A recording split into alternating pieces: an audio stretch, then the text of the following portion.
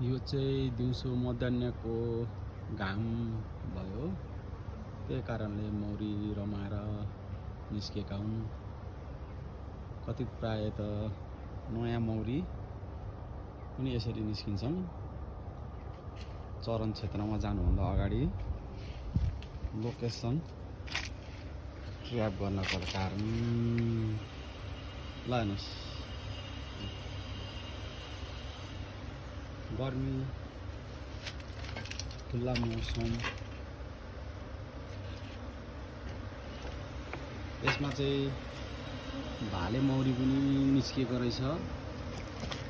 यो भाले मौरीको यसलाई चाहिँ क्यापिङ हो। यो देखिए जति क्यापिङ हो भाले मौरीको। भाले मौरी निस्किन थालेपछि यस्तै क्यापिङ बाहिर निकाल्छ।